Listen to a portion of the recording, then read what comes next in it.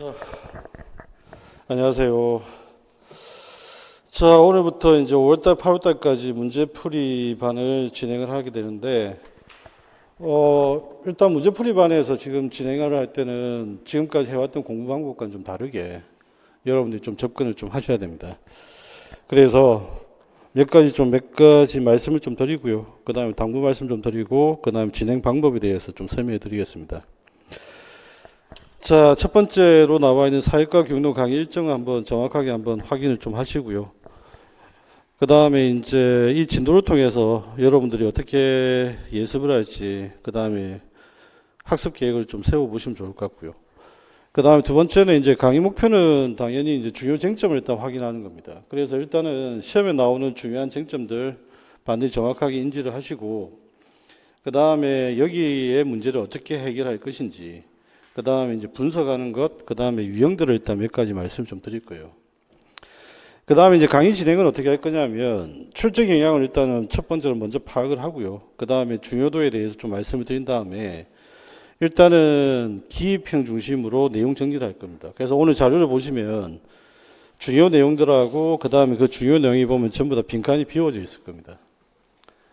그래서 여러분들이 이제 체크를 해야 될 키워드들, 그 다음 그 키워드를 집어넣는 방법, 거기에 대해서 좀 말씀을 드리고, 그 다음에 이걸 하면서 이제 기출 분석하고, 그 다음에 주요 내용들을 함께 정리를 좀 하게 될 겁니다. 그 다음에 이제 뒷부분에 보면 그 주요 내용 다음에 바로 주요 내용을 제가 붙여놨어요. 예전에 제가 했던 방법이긴 한데, 근데 주요 내용 관련 문제를 먼저 이제 풀고 정리를 좀 하려고, 그 다음에 적용이 어떻게 되는지, 그 다음 기출 문제와 관련성은 어떻게 되는지, 이걸 좀 말씀드리고요. 그 다음에 이제 기출 문제는 가급적이면 이 부분은 여러분들한테 맡길 겁니다. 그래서 기출 문제를 직접 이제 수업 시간에 했던 내용을 가지고 복습을 하시고요. 그 다음에 뒤에 그 답이라든지, 그 다음에 출제 포인트가 정리되어 있으니까 그걸 가지고 복습하실 때 충분히 좀 활용을 한번 해보시기 바랍니다. 물론 이제 초수분들은 좀 힘드실 수도 있을 것 같기도 해요. 그래서 기출 문제에 대해서는 중간중간에 좀 확인을 하면서 말씀을 드리고 난 다음에 나중에 여러분들이 직접 가서 다시 한번 확인을 하는 걸로 그렇게 하겠습니다. 자, 지금부터는 이제 5월달입니다. 그죠? 공부 방법이 바뀌어야 됩니다. 1, 4월달까지는 제가 말씀드리기를 책을 좀 많이 읽어달라고 했습니다. 그죠? 그 다음에 그리고 이제 용어들을 좀 익혀달라고 했는데, 지금부터는 여러분들이 복습을 하실 때 첫 페이지부터 복습을 하시면 절대 안 됩니다. 그러니까 예를 들어서 오늘 우리가 이제 사회과 교육의 역사에 대해서 살펴보고 있는데, 거기에서 내가 잘 모르는 부분이 어디 있는지를 정확하게 체크를 하셔가지고 내가 지금 현재 모르는 부분을 일단 먼저 확인하셔야 돼요. 그래서 첫 페이지부터 책을 절대 확인을 먼저 하시는 건 아주 비효율적인 방법입니다.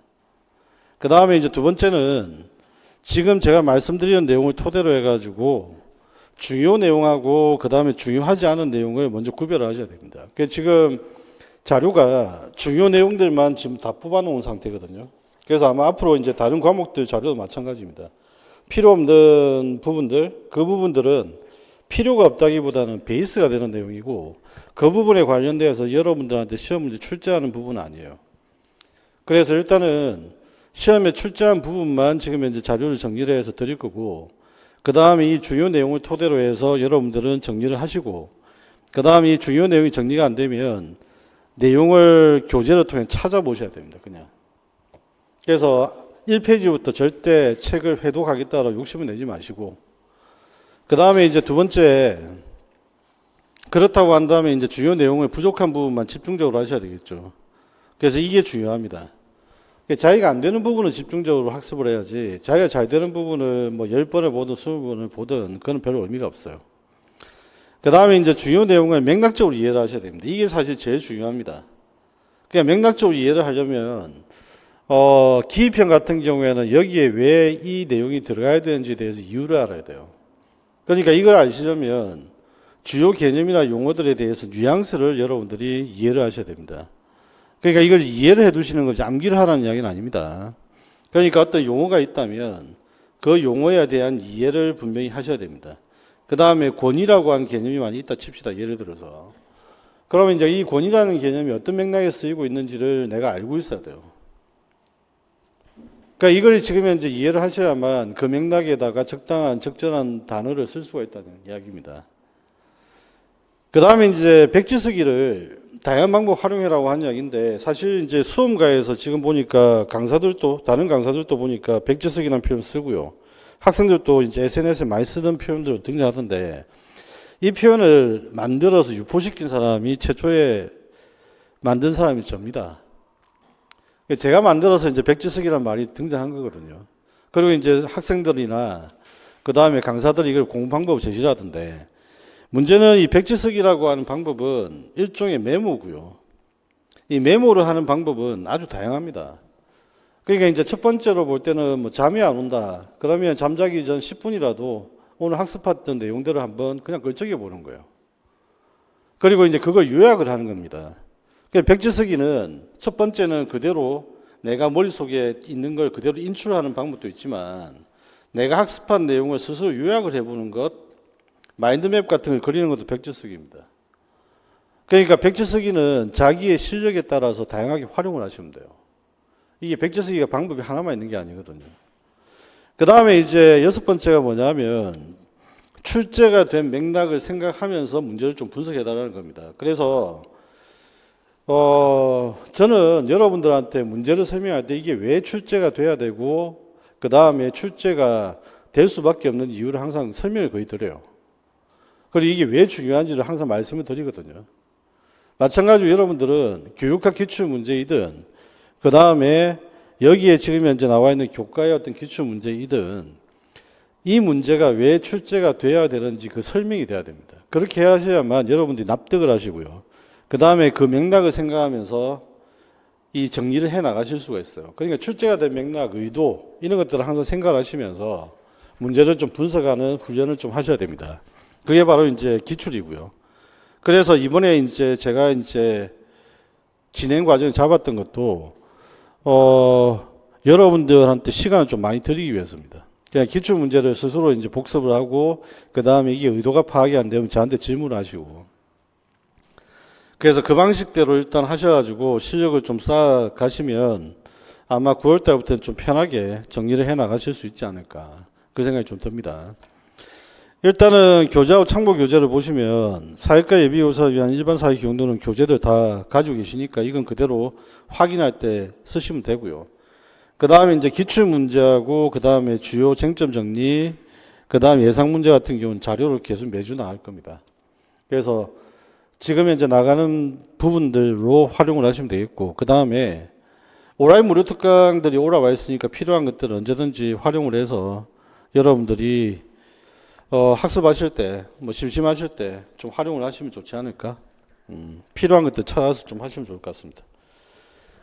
자, 그러면 오늘 이제 우리가 해야 될 내용, 오늘 진도는 미국 사회과 교육의 역사와 한국 사회과 교육의 역사에 대해서 좀 정리를 할 겁니다. 자, 우선 이제 사회과 성립 시기와 관련돼서 시기별로 일단 정리가 되어 있고요. 그 다음에 그 시기에 따라서 기출 문제가 출제된 것들이 나와 있는데, 일단은 사회과 성립 시기는 7인위원회, 그 다음에 10인위원회, 바로 교육개혁 작업이 들어갔던 과정들을 이야기합니다. 그래서 이쪽에서 제일 중요했던 것은 새로운 어떤 시민교육을 위한 교육개혁이었다라고 하는 과정들, 요 과정들을 배경으로 좀 가지고 계시고요. 그 다음에 여기에서 이제 최종적인 자료가 바로 뭐냐면 전미교육협회 최종보고서입니다. 그래서 여러분들은 여기에 전미교육협회 최종보고서 관련된 내용을 정확하게 정리를 좀 하셔야 됩니다. 그 다음에 이제 1920년대, 30년대라고 한다면 우리가 알고 있는데 진보주의 시대죠. 그래서 진보주의가 등장하고 미국 교육의 역사에서 진보주의가 드디어 힘을 얻는 시대입니다. 여기에서 이제 중요한 포인트는 첫 번째가 바로 뭐냐면 일단은 통합교육과정이 등장했다는 이야기예요.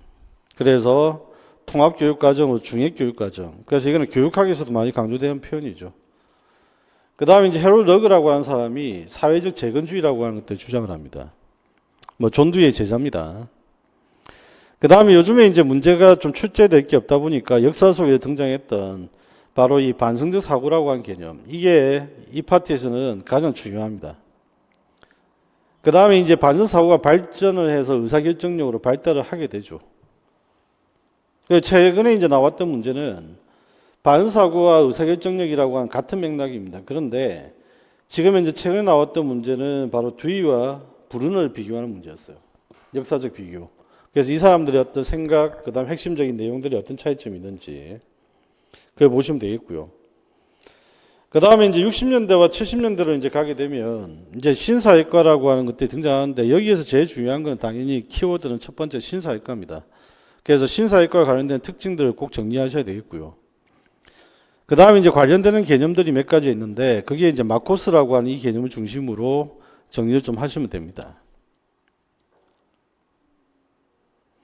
그 다음에 이제 90년대부터 2000년대까지에 나와 있는 내용들은 바로 표준화 운동, 바로 이제 표준화, 책무성, 고부담 시험 이런 내용들입니다.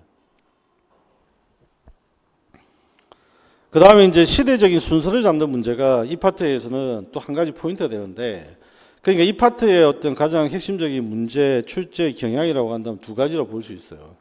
정리를 해보면 첫 번째가 바로 뭐냐면 일단은 기입형 그 다음에 용어들입니다. 주요 키워드들. 그 다음에 두 번째는 뭐냐면 시대 순서입니다. 왜냐하면 역사에 대한 이야기니까요.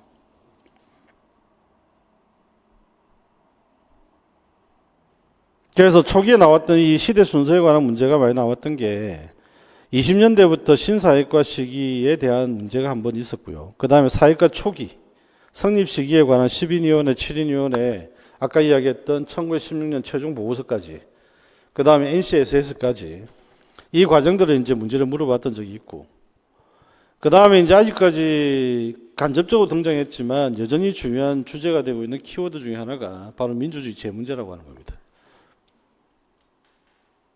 이게 이제 최종 보고서에 들어왔던 새로운 교과였죠. 그 다음에 이제 아까 이야기했던 표준화 과정에서 표준화의 근거가 되고 있는 스탠드라고 하는 거예요. NCSS와 연결되어 있죠, 이거.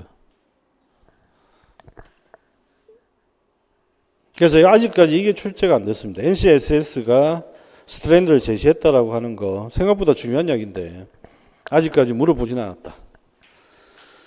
자, 그러면 이제 이걸 토대로 해서 사회과 성립 시기부터 한번 봅시다. 사회과 성립 시기는 당연히 이제 미국이었던 상황들이죠. 그 상황들이 보면 굉장히 복잡한 상황이었습니다.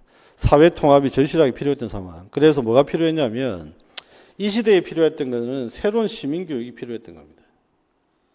미국 사회를 통합시킬 수 있는 새로운 시민 교육입니다.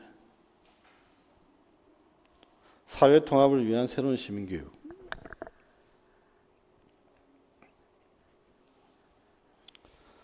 자, 그렇게 해서 각종 위원회, 협회에다가 요청을 했습니다.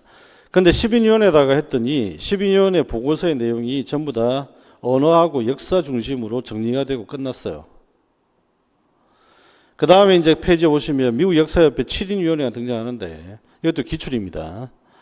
이 17인위원회에 등장하는데 이 7인위원회 같은 경우에는 주로 역사 교육을 중심으로 그냥 제시를 해버립니다. 역사 교육 중심으로. 그냥 결과적으로 이제 시대적 요구에 부응하지 못하는 보고서들이었죠. 그래서 결과적으로 사회적 요구에 적절하게 부응하지 못했다. 그래서 다시 어떻게 되느냐.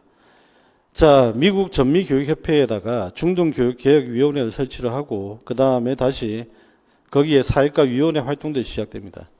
자, 이제 중요한 이야기 나오죠. 사회과위원회 최종 보고서가 들어옵니다. 자, 이렇게 되고 이 최종위원회 보고서에 훌륭한 시민 양성을 목적으로 한 사회과다. 그래서 목적이 나옵니다. 훌륭한 시민 양성. 그리고 이번에 보시면 시민으로 갖추어야 될 자질이란 이미 사회적 합의를 얻고 있는 가치, 그것을 다음 세대에 전달하여 사회적 안정과 발전을 기대한다는 문장, 이것들이 이제 등장하게 되고요.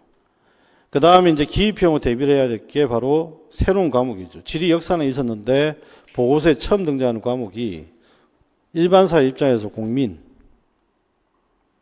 그 다음에 12학년에 있는 민주주의 재문제,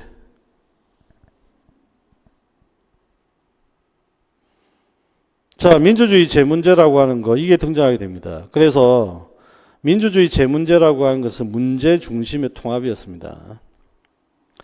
4번도 마찬가지죠. 사회과에 대한 정의, 그리고 교육 과정에서 민주주의 제 문제를 교수함에 따라 사회과에 어떤 성격이 드러났냐면 바로 통합교과입니다. 그러니까 이거는 서술 형태로 물어볼 수도 있어요. 민주주의 제 문제를 통해 사회과에 어떤 성격이 드러났느냐 이렇게 물어보면 여러분들은 통합교과적 성격이라 답을 하셔야 됩니다. 그 다음에 통합은 문제 중심의 통합이죠. 자, 그 다음에 이제 진보주의가 들어서면서 1920년대, 30년대 들어오게 됩니다. 일단은 이제 교육적 진보주의라고 하는 관점, 그 교육적 진보주의라고 하는 관점이 있고요. 그 다음에 사회 재건주의라고 하는 관점이 있습니다.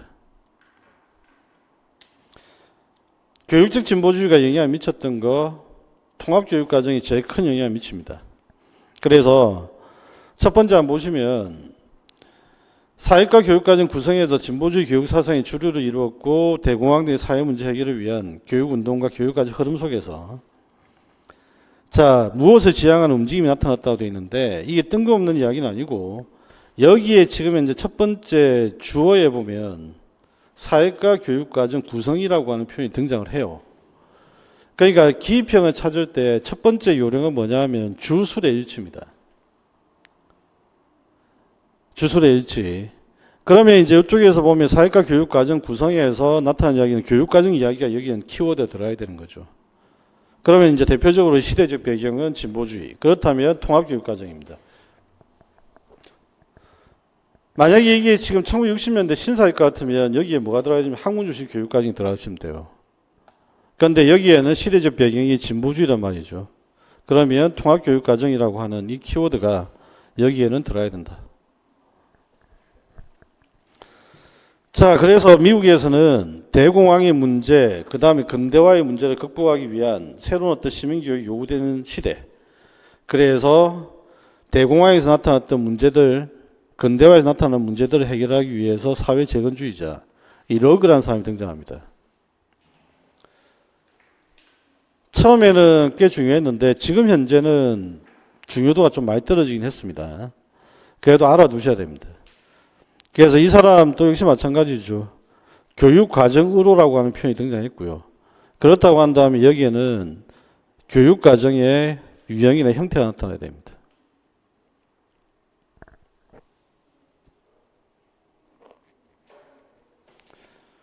그 다음에 이제 세 번째는 뭐냐면 여기에 지금 통합교육과정이라고 하는 것들이 표현이 등장을 했으면 앞에 있는 요 교육과정에 통합교육과정이 다시 들어갈 수는 없어요. 그러니까 중액교육과정이라고 하는 것, 이게 마지막 이야기입니다. 통합교육과정 형태 중에서 중액교육과정.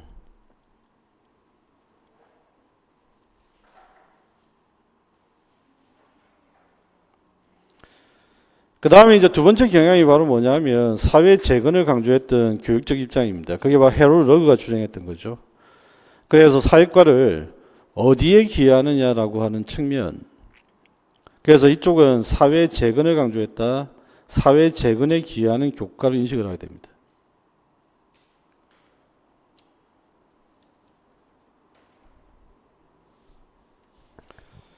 자, 그 다음에 이제 해롤 러그의 주장은 두 가지죠. 하나는 첫 번째는 뭐냐.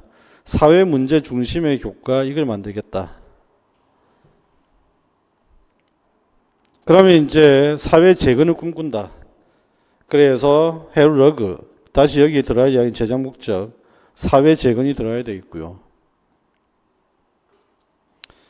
그 다음에 이제 어떤 태도를 기르고자 하는 것이냐. 그럼 사회 재건을 이루기 위한 태도. 그러면 첫 번째는 뭐가 필요하냐면 참여가 필요하고 사회 재건을 하려면 개혁을 해야 됩니다. 무엇을 개혁해야 되느냐? 사회 부조리를 개혁을 해야 됩니다. 그래서 사회 구조리를 개혁하기 위한 참여죠.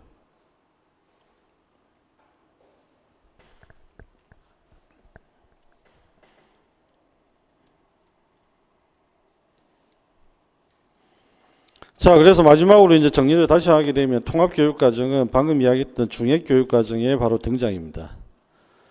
이걸 한번 파악을 해보시면 되겠고요. 중액교육과정의 등장. 그 다음 4번. 그러면 이제 중액교육과정이라고 하는 거 하기 전에 하나만 더 체크합시다. 중액교육과정이 뭐냐라고 한다면 중액 과목을 두고 통합을 한다 그 이야기죠. 그래서 여기에 중액 과목이 일단은 들어갑니다. 대표적으로 본다면 이 중액 과목이 사회과였다는 이야기예요. 공민. 이걸 두고 뒤에 주변의 과목들을 이렇게 연결한다는 이야기입니다. 그럼 연결되는 과목은 영어가 될 수도 있고 산수, 수학이 될 수도 있고 음악이 될 수도 있고 이런 이야기죠.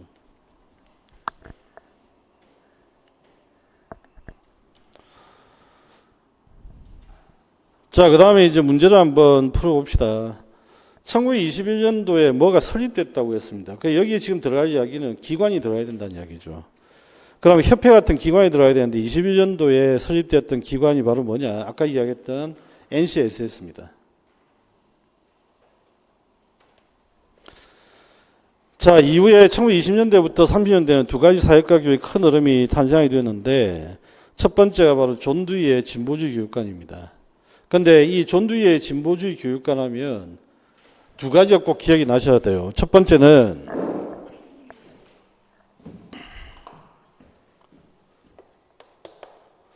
아동의 필요와 흥미라고 하는 것이고요. 그 다음에 두 번째는 뭐냐면 사회개혁입니다. 그래서 여러분들 두 가지 꼭 기억하셔야 된다. 진보주의, 지향하는 바, 아동의 흥미와 필요. 그 다음에 두 번째는 사회개혁이다.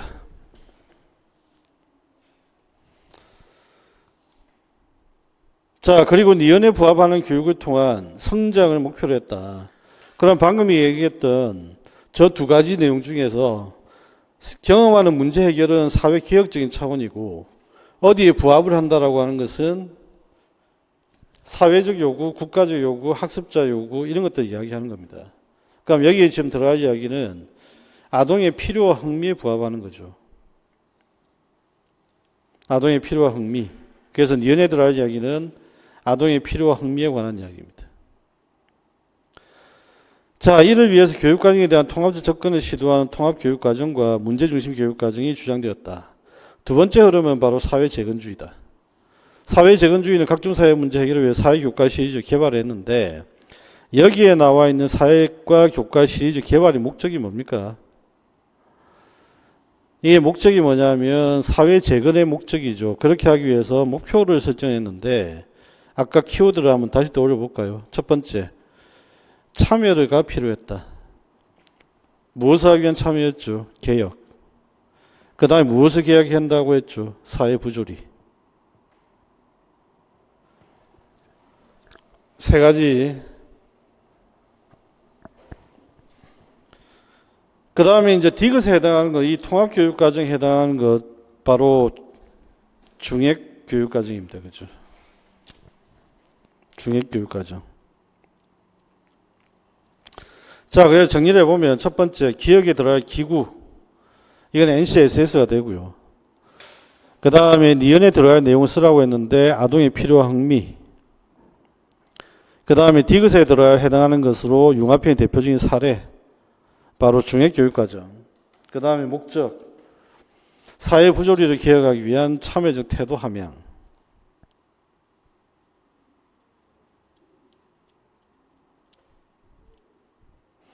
그래서 여기에 지금 다루는 문제는 가급적이면 기출문제에서 다루지 않았던 내용들, 그 내용들 중심으로 하고, 그 다음에 내용 설명들은 당연히 이제 기출문제 중심으로 설명하고요.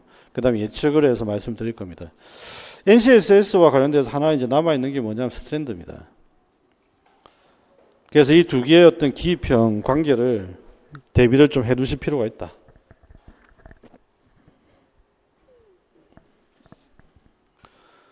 자, 그 다음에 이제 60년대, 70년대 신사회과 시기를 이야기합니다. 그죠? 그러면 전기 신사회과는 우리가 다시 한번 기억을 상기시켜 보시죠. 전기 신사회과는 당연히 사회과학 중심이었습니다. 그런데 이제 후기 신사회과가 되면 사회과학과 사회탐구라고 하는 것과 가치탐구가 같이 등장했던 시기입니다.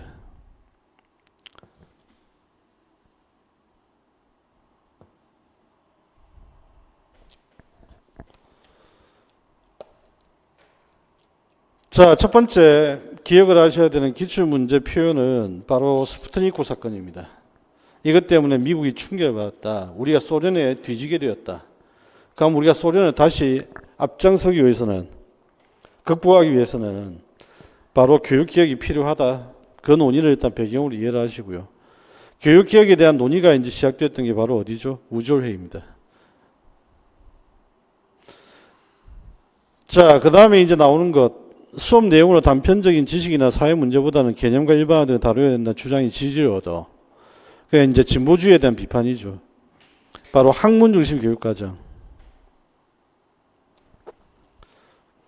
그래서 여기에서는 학문 중심이 들어가야 되는 게 신사회과를 배경으로 하고 있고, 그 다음에 사회 문제, 단편적인 지식이나 사회 문제를 강조하는 건 진보주의 입장이고, 개념과 일반화를 강조하는 건 전통교육과정, 교과 중심 교육과정이 일반적인 이야기입니다. 단편적인 지식, 전통적인 교육과정, 사회 문제, 이런 것들을 강조하는 것은 진보주의.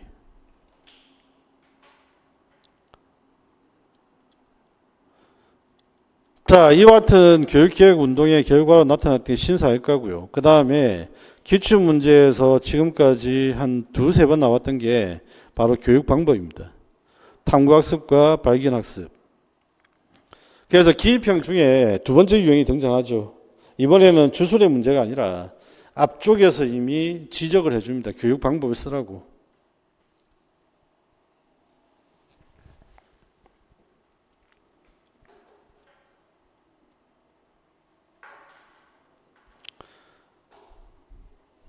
그 다음에 시험 문제 나왔던 게 바로 사회과학이라는 이 키워드가 나왔어요. 사회과학이라고 하는 거. 그래서 인간에 관한 연구 마코스, 이거는 과학 중에서도 사회과학 중심 교육과정이었다. 학문 중심 교육과정의 사례죠.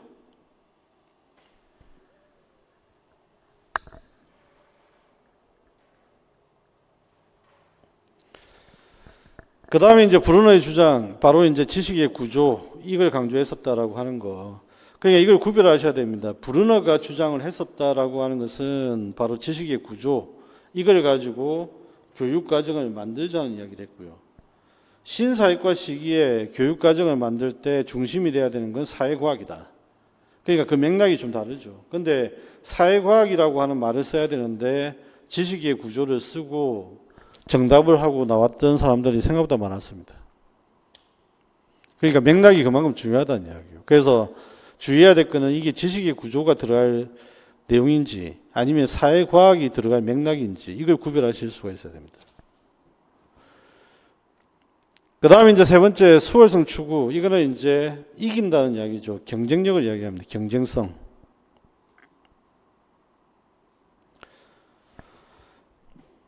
그래서 수월성을 추구하는 교육과정, 그게 바로 학문식 교육과정이었습니다. 그 다음에 이제 여기 나온 대로 네 번째 신사회과 등장이죠.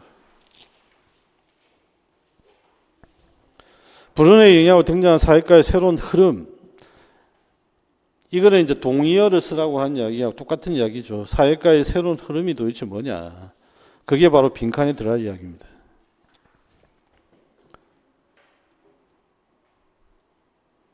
그래서 신사회과 운동은 그 다음에도 마찬가지입니다. 신사회과 운동은 역사 지리 국민 이상의 것이 되어야 한다고 주장을 하면서 그러면 어디에 기초해야 되느냐. 여기에 맥락은 지식의 구조가 아니고요. 사회과학입니다. 그냥 교육과정 일반에 대한 논의이기 때문에.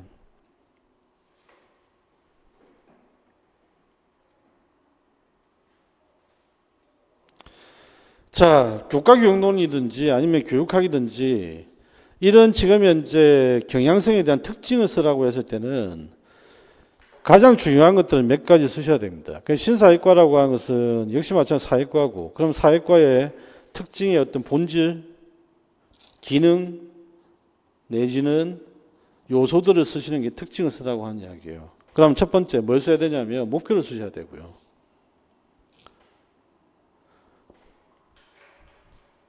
두 번째는 교수학습 방법. 아직까지 문제 안 나왔던 것은 교육 내용은 아직까지 출제가 안 됐습니다. 교과를 구조화할 때 어떻게 해야 되느냐라고 한 논의에서 나타났던 브루너가 제시했던 개념이 바로 지식의 구조죠. 교과를 구조화할 때 맥락이 좀 다릅니다. 교과를 구조화할 때 브루너가 이야기했던 바로 지식의 구조라고 하는 것, 이걸 가지고 교과를 구조화시켜야 된다. 그 이야기고요. 교육과정 전체를 어떤 내용으로 핵심을 해야 되느냐, 이럴 때는 사회과학입니다. 자, 목적과 목표에서 제일 첫 번째는 뭐냐? 목적은 꼬마 사회과학자, 모든 아이들이 사회과학자처럼 탐구하고 행동을 했으면 좋겠다. 그 이야기고요. 여기에 사회과학적 지식과 탐구 방법을 지닌 시민, 여기에 이제 목표가 되는 거예요. 구체적인 목표. 여기에도 보면 여전히 사회과학이 나옵니다. 그러니까 여전히 이제 사회과학이 나왔는데 막상 시험에 나오니까 지식의 구조인지 아닌지 맥락을 고려하지 않다 보니 헷갈리는 거예요.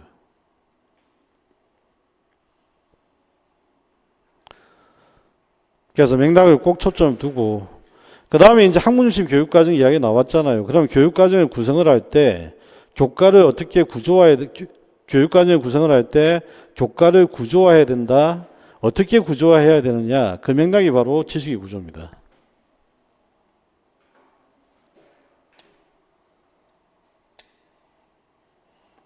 그래서 지식의 구조는 뭐가 있느냐라고 하는 건데, 개념과 일반화, 이게 바로 중심이죠. 그 지식의 구조의 대표적인 내용은 우리가 보통 보면 세 가지를 보통 이야기를 하지만 정확하게는 네 가지입니다. 사실, 그 다음에 개념, 일반화, 그 다음에 이론. 그런데 이론은 일반화나 마찬가지거든요. 그 다음에 사실은 별로 중요하지 않으니까 뺍니다. 그러면 이제 제일 중요한 게 바로 개념과 일반화고, 그러면 우리 시험 문제도 마찬가지로 개념과 일반화 중심의 교수학습 방법이 시험에 제일 중요하다는 이야기예요.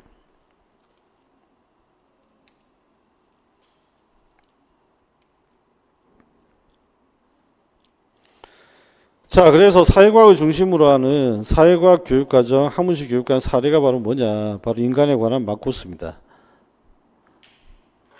이거는 시험에서 두 번 정도 등장을 했는데 이걸 아예 물어본 적은 아직은 없다. 그런데 아까도 얘기했지만 대표적인 학문식 교육과정 중에 사회과학 중심 교육과정이다.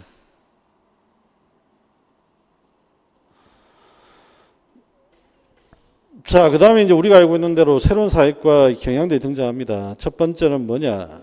60년대 후반부터 언제까지 사실만 탐구할 것이냐, 그 문제. 그래서 학문중심 교육과정이 비판을 했다. 그럼 학문중심 교육과정이 중심이 되었던 것은 바로 뭐죠? 사실 탐구가 중심이 됐습니다. 그럼 여기 비판적 입장은 당연히 뭐예요? 왜 가치를 소홀히 하느냐? 가치도 중요하다. 그게 이제 첫 번째 올리브와 세이버의 비판, 바로 법리 모형입니다. 아주 중요한 모형이라고 했죠. 그 다음에 이제 또 한 가지는 방금 이야기했던 대로 학문식 교육과정에 대한 반발 내지는 다른 측면, 그 측면에 나타났던 게 바로 가치교육 경향선들입니다. 그래서 여러분들이 알고 있는 가치 명료화 모형이나 그 다음에 도덕성 발달 이론 이런 것들이 제시가 됐고요. 그 다음에 이제 이걸 극복을 했던 게 바로 뭐죠? 사실 탐구와 가치 탐구를 결합시킨 게 있죠. 사실 탐구와 가치 탐구의 결합. 최근에 이게 이제 시험 문제 안 나오다가 아예 이제 대놓고 의사결정에 대해서 물어보기 시작을 했습니다. 그래서 사실 탐구와 가치 탐구가 결합되는 의사결정력. 이 논의들이 이제 등장을 했고요. 그 다음에 고차 사고력 중에 대표적인 이야기가 된다고 했고, 그 다음에 반성 탐구의 대표적인 사례가 바로 뱅크스의 의사결정력이었다 라고 말씀을 드렸습니다. 그래서 여기에 동그라미 1번에 전체 들어갈 내용, 기입형 들어갈 건 의사결정이고요. 마지막 2번 뱅크스의 의사결정도 기출입니다. 그런데 물어봤던 게 뭐였냐면 두 가지를 물어봤는데, 첫 번째는 이 의사결정이 어떻게 이루어지느냐라고 하는 사회탐구와 가치탐구의 결합을 물어봤고요.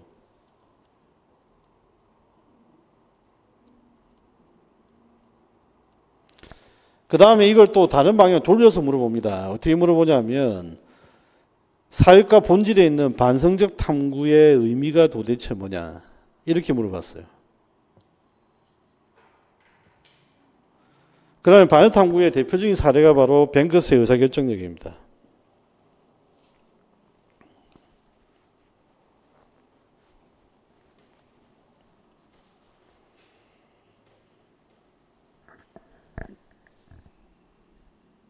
자, 그러면 4번을 한번 보도록 합시다. 사회과는 지리, 역사, 국민 이상의 것이 되어야 한다는 주장, 이거는 뭐냐? 교과 이상의 것이 되어야 된다. 그럼 교과 이상의 것이 되어야 된다는 말은 결국 뭘 이야기하는 거냐? 사회과학, 과학적인 지식을 중심으로 해야 된다. 그 뜻입니다. 그럼 이러한 주장을 바탕으로 새롭게 등장한 사회과는 이전의 사회과와 구분하여 불렀다라고 하는 거, 이 표현이 제일 사실은 핵심이죠. 이전의 사회과 구분해서. 그러면 이게 바로 신사회과를 이야기하는 거고요. 그럼 이런 사회과는 이제 특징이 나옵니다. 뭐뭐적 지식과 탐구 방법이 훌륭한 시민 양성, 바로 꼬마 사회과학자. 그럼 여기 들어갈 이야기는 사회과학이겠죠. 어떤 지식과 탐구 방법이냐. 신사회과, 사회과학, 학문중심 교육과정, 지식의 구조.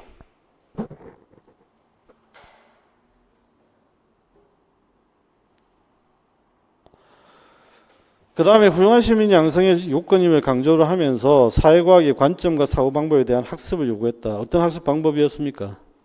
여기에서 문제에서 물어보지 않았지만 발견 탐구학습이었지. 발견 탐구학습. 사고방법에 대한 학습을 요구했다. 어떤 학습이었죠? 발견 탐구학습.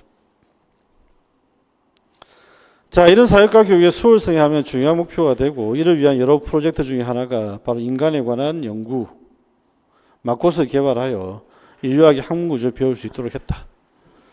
그러면 이제 괄호 안에 공통적으로 들어갈 용어를 쓰라. 사회과학이고요.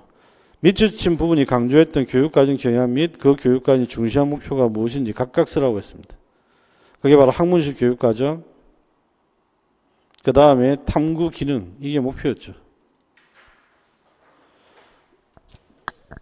학문식 교육과정이 중시하는 교육 목표, 탐구 기능입니다. 이거는 우리가 다다음 주가 되겠네요. 다다음 주 우리가 진도 때 아마 여러분들이 보실 것 같습니다. 그래서 학문식 교육과정의 목표가 뭐냐? 탐구 기능. 그래서 요즘에 보면 앞뒤로 연결하고요. 그 다음에 뭐 개연성이 별로 없지만 합하는 문제도 있습니다. 그래서 그런 문제들이 요즘에 출제가 되고 있기 때문에 특히 앞뒤로 연결되는 내용들은 꼭 정리를 한꺼번에 해 두셔야 됩니다. 그래서 여기 한꺼번에 한번 정리를 해보면 신사회과라고 하는 것과 연결되는 스토리는 그 다음 중요한 키워드가 뭐였죠? 첫 번째가 사회과학이었고요. 사회과학을 토대로 하는 것이 바로 학문중심 교육과정이었고, 그 다음에 이 교육과정을 구성할 때 구조화를 해야 되는데 그 구조화의 핵심이 바로 지식의 구조였고, 지식의 구조를 습득할 수 있는 방법이 바로 발견 탐구학습이었고요. 그럼 여기서 이제 강조하는 학문심 교육과정에서 가장 중요하게 생각하는 목표는 뭐냐? 바로 탐구 기능을 강조했던 게 탐구 기능 강조. 이렇게 여러분들 한꺼번에 정리가 되어 있어야 됩니다. 기본적으로.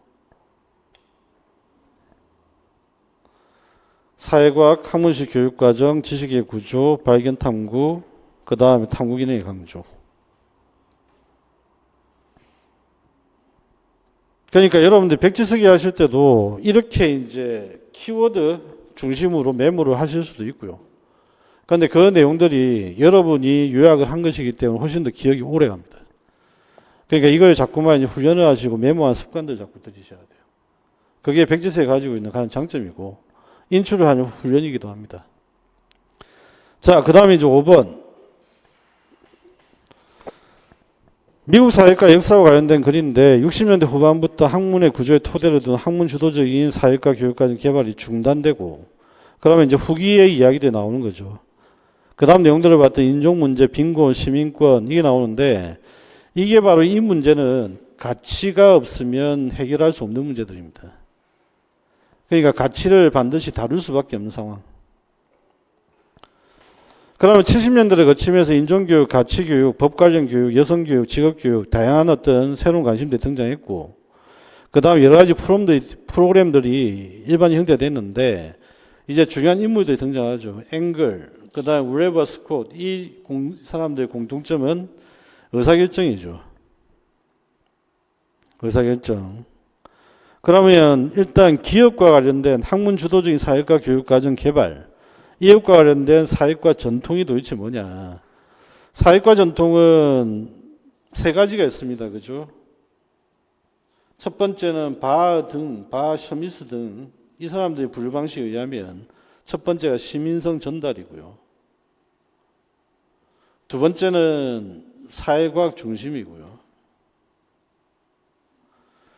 그 다음에 세 번째는 반성적 탐구 중심이 바 등이 제시했던 유형들입니다. 그 다음에 여기에 이제 두 가지를 붙여서 5가지 모형이 만들어지는데 5가지 모형의 첫 번째가 바로 네 번째가 해당당인 게 사회 비판 모형이고요. 그 다음에 이제 5번째가 바로 개인 발달 모형이죠.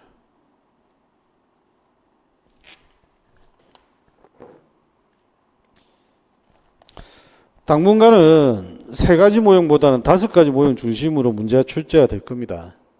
그러니까 그동안은 3가지 모형 중심으로 출제가 됐는데 이제는 기출문제, 오류 문제를 좀 극복을 하셨다고 생각하시는 건지 모르겠지만 이제는 이것들을 하나씩 묻기 시작을 합니다. 5가지 모형을. 자, 그러면 이제 이 전통은 바로 사회과학이죠. 그럼 이 전통이 중시했던 학습 방법이 도대체 뭐냐? 발견 탐구 학습입니다. 아까 이야기했던 대로.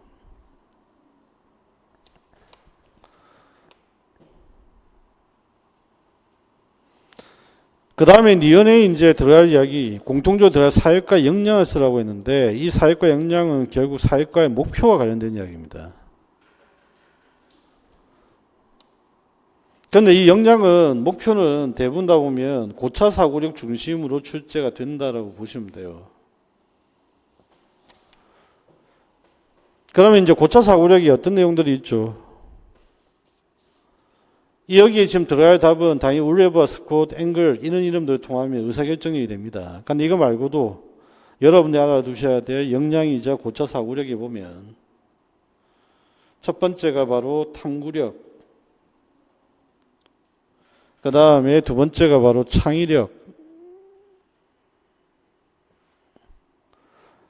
세 번째가 비판적 사고력,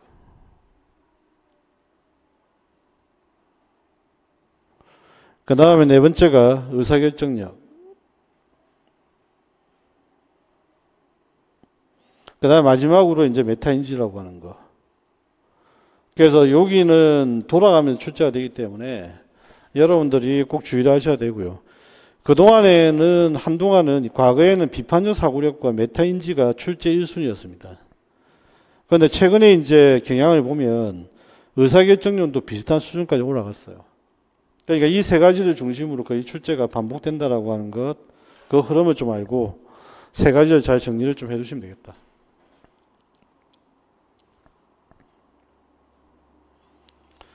그 다음에 이제 탐구라는 측면에서 기업과 관련된 사회과 경향, 그 다음에 니은을 중시한 사회과 경향이 도대체 어떻게 다르냐 그 이야기인데 기업과 관련된 사회과 경향이 강조하는 것은 주로 지식의 생성을 목적으로 탐구를 강조합니다. 비교죠, 비교. 그 다음에 의사결정에 필요한 지식의 선택 및 적용 등을 위한 목적. 그래서 사회 탐구의 각각의 목적이 뭐냐. 그래서 탐구의 목적을 물어보고 있다.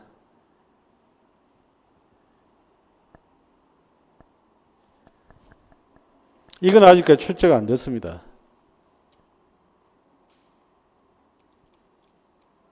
예전에 90년대 초반에 객관식에서 한번 얼핏 물어봤는데 이렇게 정확하게 물어보지는 않았고요. 두리뭉실하게 그냥 비교를 하는 문제였는데 정확하게 다시 물어볼 수도 있다. 그래서 사회 탐구의 각각의 목적이 좀 다르다.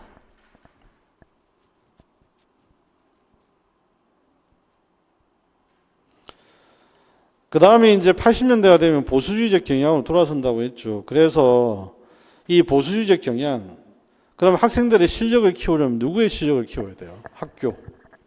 그러니까 당연히 보수주의적 경향에서 등장했던 것은 첫 번째가 바로 학교의 책무성을 강화하는 겁니다. 그러면 학교의 책무성을 강화시키려면 학교를 평가할 수 있는 기준이 필요하죠. 그래서 너희 학교가 잘했다 못했다. 그러면 학교의 책무성을 평가할 수 있는 기준이 필요한데 그게 바로 뭐냐? 표준화입니다. 그래서 학생들이 배워야 될 학습 내용을 표준화시켜서 뭘 하는 거죠? 진단평가 같은 시험을 칩니다. 그리고 학교의 책무성을 평가를 합니다. 이게 스토리의 가장 핵심입니다. 자, 그러면 이제 학 자체 교육의 강조. 첫 번째, 여기에 들어갈 이야기는 정의적 가치 교육, 친사회적 행동 및 배려와 감사입니다. 그러니까 여러분들이 보셨던 가치 명료와 가치 분석, 가치 추론 모형들은 60년대 후반과 70년대 이야기죠. 그거는 인지적인 교육이고요. 그래서 이 친사회적 행동 및 배려와 감사는 바로 정의적 교육.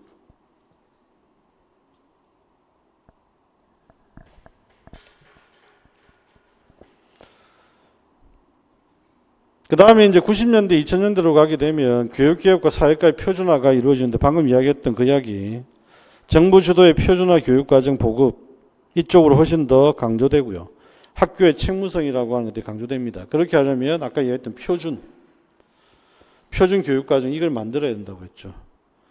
그래서 아직까지 시험 문제 안 나왔던 거, 스탠드는 시험 문제 출제가 됐는데 바로 이걸 만든 NCSS를 한 번도 물어본 적이 없어요. 그런데 이미 기출에 들어와 있는 협회고 중요한 협회이기 때문에 여러분들은 NCSS를 꼭 기억을 해라. 그 다음에 10가지 주제 스탠드라고 하는 것을 NCSS가 제시를 했고, 그 다음에 여기 나왔던 표준을 공부하는데 그 표준이 바로 스탠드였다. NCSS가 제시했던 표준. 그래서 동그라미 3번이 바로 시험에 나왔던 겁니다. 학교 교육의 책무성 강화에 대한 요구를 반영하는 교육과정 표준화 운동의 결과 이래 돼 있죠.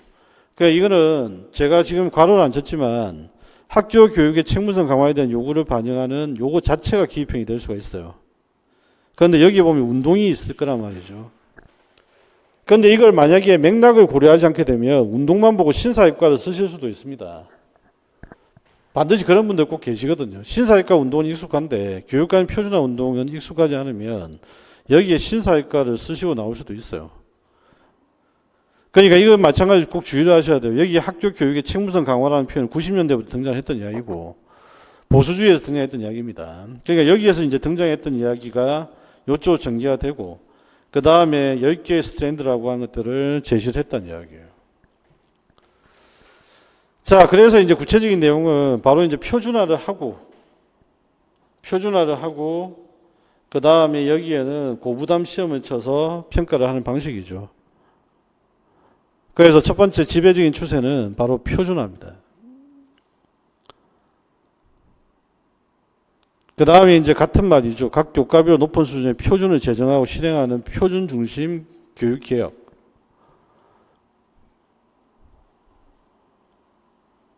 그래서 여기에 맨 마지막에 있는 학업 성취도를 평가하기 위한 이러면 시험이잖아요. 그러니까 여기는 어떤 시험의 형태가 들어가야 됩니다. 고부담 시험.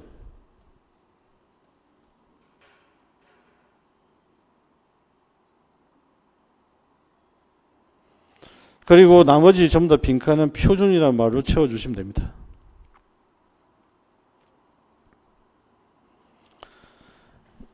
자, 그러면 4번 문제.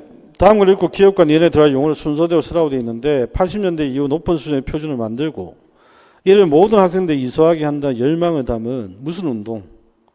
이거죠. 표준화 운동입니다. 그죠?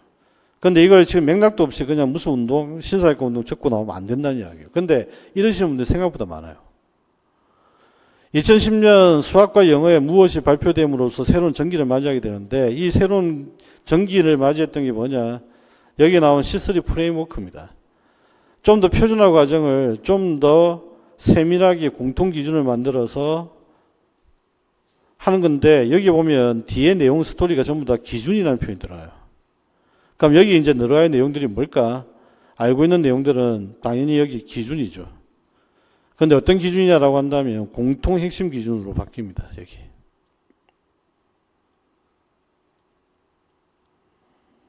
그래서 공통 핵심 기준 이거는 시험에 출제가 안 됐습니다. 그런데 교재 C3 프레임워크를 제가 간단히 소개를 하고 있습니다.